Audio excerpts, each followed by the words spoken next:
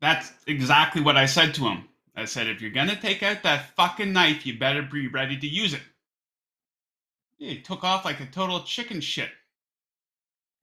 Here we go now, baby. We are right back in to the action for another day of the week. Welcome to a Monday edition of Chasing That Paper. The Monday Night Football edition of Chasing That Paper. Monday Night Football for week one. So coming off a fun Sunday there yesterday, I guess you could call it that. I forgot exactly how exhausting these Sundays on the couch are, sweating out all these NFL bets, right? So big show today. 4 total picks for the Monday Night Football game. A little bit of Major League Baseball action. I'm going to tell you about maybe my worst beat I've ever had in my history as a bettor. We're going to take a look at some overreactions to some of these week 2 lines that are up on the board right now. And of course, some viewer picks. But now let's bring in my guy, the second most provocative man in all of sports betting. My buddy from BetSided, Iain MacMillan. Iain, how was your day yesterday?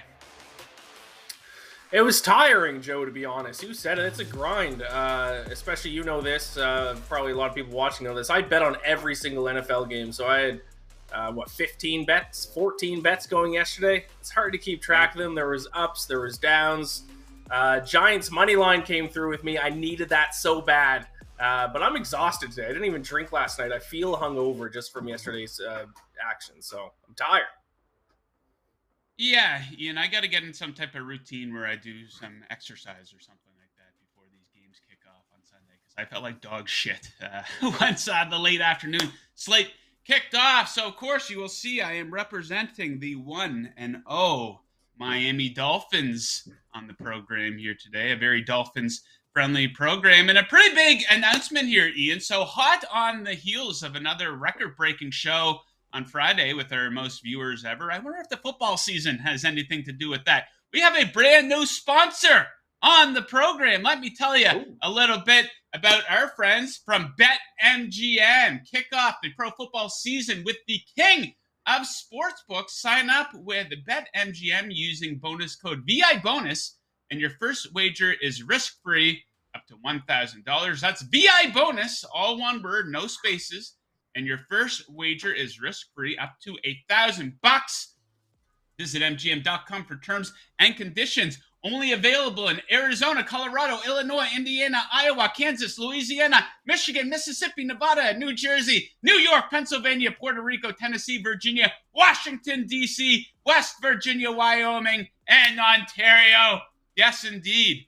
They said I need to read off all those states, so I tried to do it with a little bit a flair there. Now, BetMGM on board as our new sponsor. Now, they said they wanted Iain off the show completely, but I said if Iain's off the show, then so am I. And they absolutely relented, but we're pretty pumped to have BetMGM on board for Chasing That Paper. Okay, Iain, that is enough small talk. Big Monday Night Football game tonight. We got the Broncos. We got the Seahawks. Russell Wilson revenge game, right? Best bets for this one. My best bet for this game, I'm going to go with under 44 on the total. Let me tell you why I like this bet. So Russell Wilson getting all the headlines here in the offseason, but don't forget this Denver defense is pretty good too. Second fewest points allowed per game in 2021. They allowed 17 or fewer points 10 different times in 2021. These offensive lines, not very good. They allowed the second and fifth most pressure last season, so this could create some uncomfortable playing situations for Geno and Russell out there. And the Seattle defense has some bright spots. Might surprise you to hear. They tied for second in yards allowed per rush last season. This could create some difficult third down situations for Denver and Russell Wilson. Expect field goal attempts, not touchdowns, at least more field goal attempts than touchdowns. Each defense was fantastic in the red zone last season, second and third in opponent red zone TD conversion percentage. And maybe a bit of a goofy trend here, but Geno Smith, small sample size, he played in 4 games last season. Those games went 3-0-1 to the under, so we'll take the under 44 in that game. Iain, you got a side for this game. What are you looking at? That's a big game for me, Joe. Whether or not I have a profitable week one comes down to tonight. My bet hits. Okay. I'm profitable for week one. It loses. I am down money heading into week two. So I need the Seahawks to cover the 6.5 point spread tonight. Everyone is completely counting out the Seahawks this season. I don't think they'll be as bad as a lot of people think, though, to be honest. They have a couple strengths. One of those their biggest strength, in my opinion, is their run game. They finished third in the NFL in yards per carry last season, averaging 5.0 yards per rush. And I know everyone is crowning the Broncos as contenders this season because they got Russell Wilson, but are we sure about that? He has suffered some serious regression over the past few seasons. For example, his QBR has dropped from 71.5 in 2019, 67.1 in 2020, all the way down to 54.7 in 2021. I mean, yeah, maybe a change in environment will bring back the old Russ, but I'm not going to believe it until I see it with my own two eyes. Also, people are saying the Broncos have one of the best defenses in the NFL. Joe, you did bring up pretty good scoring defense last year, but still 14th in opponent yards per play last season, only 0.1 yards better than the Seahawks, who came in at 16th. Seahawks, same point you just said, Joe. Fantastic run defense as well. So I think the Seahawks can keep it close at home tonight. I'll take them and the 6.5 points. Yeah, Russell Wilson's one of these guys. He seems to get a little bit of a pass, some regression for sure. And everyone kind of wanted to blame that on Pete Carroll. I do not know about that. Shout out to Ian's cat, who made a bit of a cameo behind him. I don't know if Ian realized that his cat was behind him. We'll get some details on that cat later on. But let's keep rolling with the picks here. We're taking a trip to Prop City. I got a wide receiver prop. I'm going to take Tyler Lockett to go over 50.5 receiving yards. So very strong possibility that Tyler Lockett is Geno Smith's favorite target. 23 targets in 3 full games that Geno Smith played in last season. That's 5 more than DK Metcalf, who has a higher receiving yard total in this game.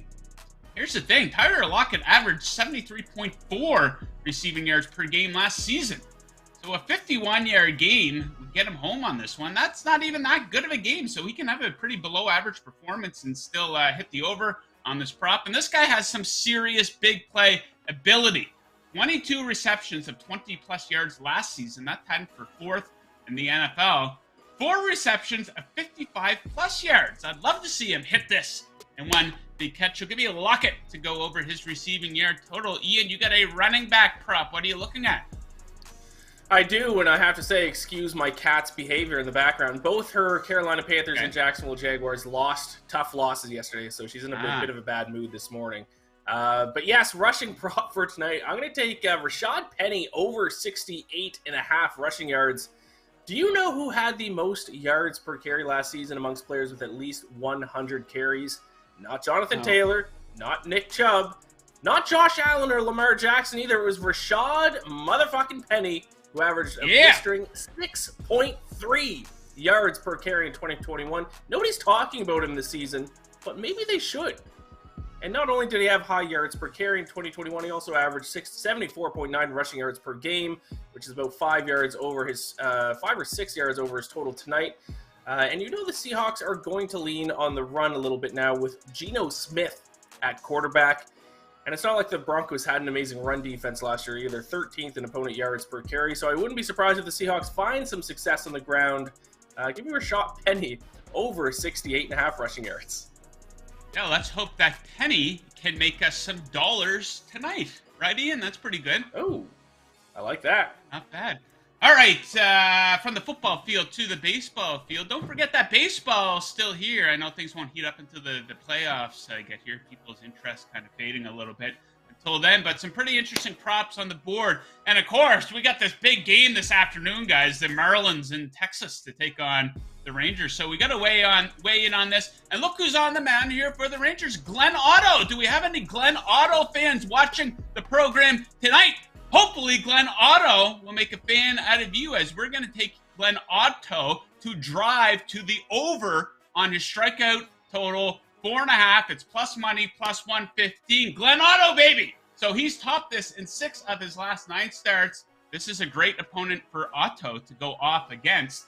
Marlins striking out at a very high percentage. Second highest overall strikeout percentage, both overall and versus right-handed pitching over the last 2 weeks. And he should go pretty deep into this game. No worries about him getting yanked early. He's facing probably the worst offense in all of baseball. And he's been pretty sharp, too. 2 or fewer earned runs allowed in 5 of his last 7. Glenn Otto! All right, so all the big games continue here on Chasing That Paper. Next up, Iain has a pick for this big Reds-Pirates game that I know he has his old day planned around. Iain, what are you looking at? Yeah, I'll have 2 screens on the go tonight. Smaller screen will be Monday Night Football. Big screen will be this Pirates-Reds game. And I'm going to take the over 9 in this game, mainly because this is an absolute shit show of a pitching matchup. For example, Bryce Wilson gets a start for the Pirates. He has allowed at least 3 earned runs in 5 straight starts. One of those games was against the Reds when he allowed 3 earned runs and what ended up as a 5-4 win for the Pirates. Any over bet when Wilson is pitching is usually going to be a good wager, and he'll face Mike Minor of the Reds, whose 5.7 ERA stinks, but it gets even worse against the Pirates this season. He's faced him twice, and he has a 6.75 ERA against him, allowing 9 earned runs and 12 innings pitched. That's not good. And finally, the Reds' offense has actually been top 10 in OPS this month at 770. The Pirates still stink offensively like they have all year, but 21st in OPS this month at 685, which by their standards is actually pretty good. So I'll sit back and root for some runs in this NL Central showdown. Yeah, I think that's a pretty clear indication that the Major League Baseball season is too long. No one gives a flying fuck about the Reds versus the Pirates in the middle of September. I think that they could shave 20, 30 games off the Major League Baseball regular season. It would make things a lot more interesting. Okay, so 6 total picks just given out. If you like those picks, if you like Iain or I, and if you are on YouTube right now, make sure that you give this video a like and do me a favor, hit that subscribe button right down there as well. Okay, so time to rehash a little bit about what we saw yesterday there from the NFL. I'm going to get started with maybe quite possibly the worst bad beat that I have ever suffered in my history as a sports bettor here. Iain, you know that term, bad beat.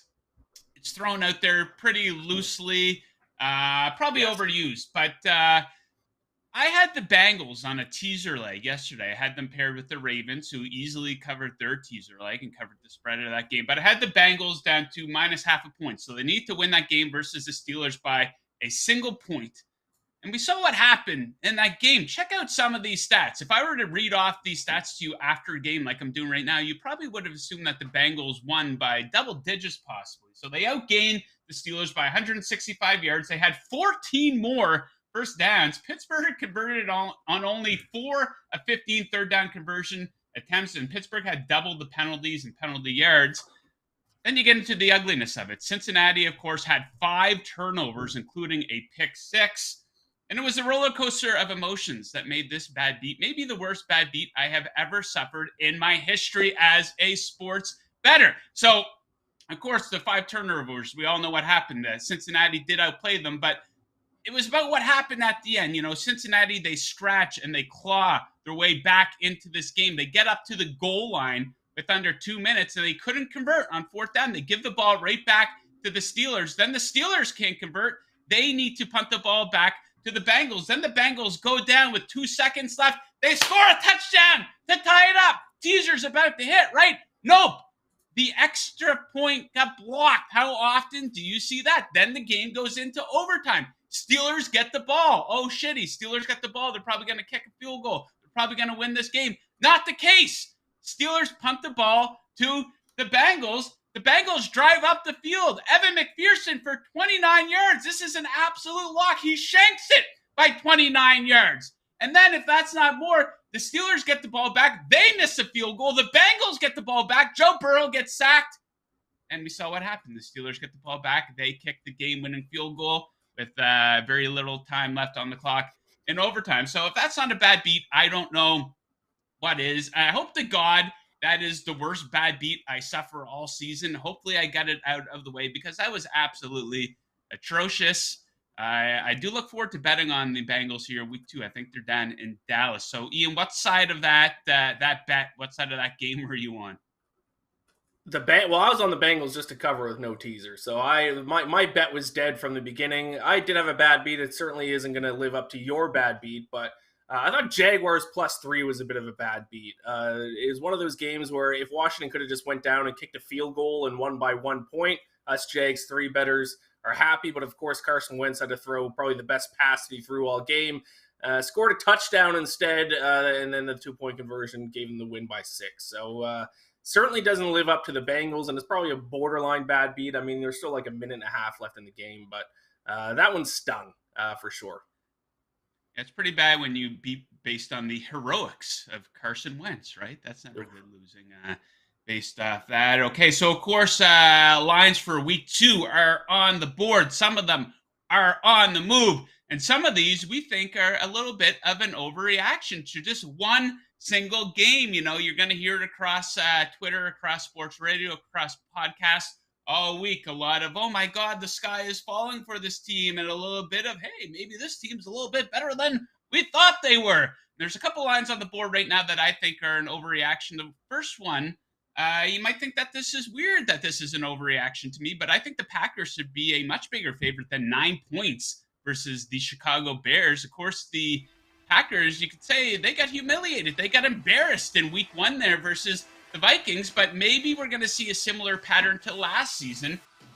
Week 1 last season, they got the doors absolutely blown off them. They lost 38-3 to the Saints. Then they came out in week 2. They bounced back pretty good. They beat the Lions by 18 points. So the Bears, of course, maybe a little bit of luck.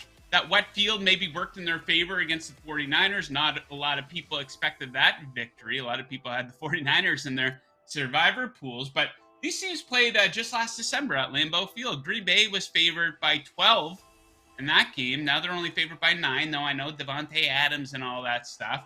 But I still think the Bears might be worse than they were last season, despite that week 1 win. So I think decent value on the Packers in that one. And another one that really stands out to me here, Ian, of course, the Colts, an underwhelming tie versus the Houston Texans. They're sitting there at -4 in Jacksonville versus the Jaguars. These teams played week 18 of last year. The Colts were favored by 14 points in that game. Now they're only favored by 4. Yes, I know, of course, they lost that game in week 18. That seems like a bit of an overreaction to that underwhelming performance by the Colts, who always have a shitty performance in week 1. Now, Ian, is there any lines standing out on the board that are an overreaction or underreaction to you? I agree with you on the Colts Jaguars game, because let's not forget, you talked about week 18 last year, but even just let's look back at last week. The Colts were 8.5-point favorites. It ended up going down to 7.5, but are the Texans, or I should say, are the Jaguars 3 to 4 points better than the Texans? Like, that's a pretty big swing. I don't know. I think that is a little bit of an overreaction to week 1. I think a team, actually kind of 2 teams, both teams that were involved in the game, that we're seeing kind of overreactions on their lines based on the box score. Because if you looked at the final score, if you watched Red Zone and saw the highlights, it seemed like the Ravens just wiped the floor with the Jets. And like I said, by the final score and the highlights, it certainly looked like they did. But actually, statistically, not so much, actually. The Ravens, who are supposed to be one of the best rushing attacks in the NFL, only averaged 3 yards per carry. The Jets, on the flip side of things, got 4.9 yards per carry against this Ravens defense. Lamar Jackson, outside of the couple blown coverages, which led to huge passing plays, only completed 17 of 30 passes. So I saw Ravens 4.5-point favorites to the Dolphins. I bet that last night. I see as of this morning, it is down to 3.5, so the market seems to agree with me a little bit on that one. And I kind of like the Jets getting 6.5 points against Cleveland, too. I think they didn't have the bounces go their way in week 1, and I think that's a pretty big spread and a pretty big overreaction to the box score in the Jets and Ravens week 1 game. Yeah, you got to wonder about that, the Jets. That's an ugly pick, but I do agree with you on that one. What would that spread be had Cleveland not kicked the game-winning field goal? Maybe it's only at 4 points, maybe 5, so maybe you're getting a point or 2 of value. And I 100%, my Miami Dolphins, Ian, I jumped on them at +4.5 last night. I see it's down to 3.5 right now. Still a very attractive teaser option. We saw Miami upset Baltimore on Thursday Night Football game last year. And speaking of my Dolphins, the second half offensively a little underwhelming. Some of the play calling a little questionable. Not that play at the end of the first half, though. That touchdown, some big balls played there by Mike McDaniel. So I was pretty satisfied with the Dolphins' effort. Tua had a pretty good game. Things could have went the wrong way, though. He almost had a couple bad turnovers, but he did it, and that is what mattered. The New England Patriots, though, I'll get your opinion on this. So I saw that game with the Steelers, who always seem to be one of these teams who get outplayed, and despite that, they end up winning these games. They had a negative point differential last year and still got into the playoffs. But I'm seeing the Joe Burrow turn over the ball left and right, and my automatic reaction to that is I cannot wait to bet against the Steelers here in week 2. But they got a New England team coming into town, and for some reason, New England's favored by 1.5 points in that game on the road in Pittsburgh. That doesn't really add up to me. What are your thoughts on that game and that line? I mean, I'm all over the Patriots. The Steelers' offense was truly terrible in that week 1 game, and I think the Patriots' defense is better than the Bengals' defense for sure. Steelers 4.4 yards per play, 3.4 yards per carry, 4.9 yards per pass. Like you said earlier when you were giving out the pick, the Steelers, they just didn't look good against the Bengals. When you were talking about your bad beat with the Bengals, they only got 4 of 13 third down attempts or something like that. I am very low on the Steelers. I don't care that they won week 1. I will probably bet against the Steelers every week this season. Turnover luck. They got handed a win in that one. And I will say about the Patriots, I was concerned that first drive of the game, they were going down that field like a knife through hot butter. And, of course, the Dolphins ended up forcing the interception in the end zone, and then it was pretty much all Dolphins after that. Okay, so let's move on to some viewer picks here, picks from the CTP crew. They gave us a couple winners last week, so let's try to find a few more for the Monday Night Football game. Oh, Tommy Freeze Pops. I know this guy. He is a lot of Seattle support on the show today. Give me Seattle plus 6.5 tonight. You can tell me this defense. You can't tell me this defense hasn't been waiting to hit Wilson in the mouth for years at this point. It'll be emotional and loud. Yeah, the 12th man there in Seattle. New head coach QB debut for Denver. And Tito, a little quick there. I went away from that one before I finished reading it. So I will discuss that with him after the program. Moving on to Matt Ryan, 57. I don't know if this guy's a fan of that. Matt. It looks like a Colts pitcher, his avatar there. Interesting pick here. Under 21.5 for the first half. We have seen that offenses have been slow to start this week. That doesn't change tonight. Nerves for Wilson playing against Seattle for the first time. Carroll loves to try to establish a run, even if they are down. This half seems to be a 10-6 Broncos. Hey, I like that pick. I'm on the under for the full game. I would be very happy to see a low-scoring first half. And we'll bring it home with Bailout. J Bale 70 looks to be an Eagles fan. One team has Russell Wilson, the other has Geno Smith. How about that for a breakdown? Seems a little aggressive, passive-aggressive, perhaps. Denver wins by 10. Yeah, sometimes it can be that easy, but it's rare that it's just like, okay, this team has a better quarterback, so they're going to win and cover. I don't totally agree with that breakdown by Bailout, J Bale 70, but and I won't wish him good luck because that is going against Ian. So Ian, what do you think of J Bale's breakdown there? Yeah, sports betting would be pretty easy if you just take the team that has the better quarterback to cover every game. We'd all be rich. So good luck. Well, not good luck. He's going against me, but I mean, there's 21 other starters on the team. So yeah, if only it was as easy as it was on paper. Okay, so a couple big things coming up here at Vegas Insider. Of course, our Twitter Spaces before every single primetime Monday Night Football game. Make sure you're following Vegas Insider on Twitter. Down to the Wire with Kevin Rogers at 6 p.m. this evening. Of course, I'm going to be back tomorrow with Stephanie Smalls, looking ahead to week 2. Of course, some PGA. And just got a note here from my production assistant. Oh, boy. Okay. This Thursday at 12 noon in the main cafeteria at Syracuse University, our very own Iain MacMillan will be competing in an extreme farting competition. Watch Iain compete against farters representing some of the region's top fraternities on his quest to become New York's top farter. Find more info on Iain's Twitter feed. So we wish Iain good luck in the extreme farting competition taking place in the main cafeteria at Syracuse University, 12 noon on Thursday. Not something I'd get involved with, but we will wish Iain good luck on his quest there, Iain. So you have a lot coming up this week. It is a busy time in our world. So what can our viewers look forward to from you this week? Well, yeah, I do have to say I did win the New York City Championship earlier, so now I'm going on to the New York State Farting Championship apparently here next week, Syracuse. So go Orange! Excited for that. Sure. Yeah, big daily bet slip episode 5 p.m. Eastern. Follow me on Twitter at IainMacBets and BetSider to check that out. I'll be having on Joe Fan, noted fan of the Seattle Seahawks. So he'll give his thoughts on the big Monday Night Football game tonight. And Bacon Bets podcast, I believe, should be out tomorrow morning as well. My 16 picks for the 16 games for week 2. So keep an eye out for that.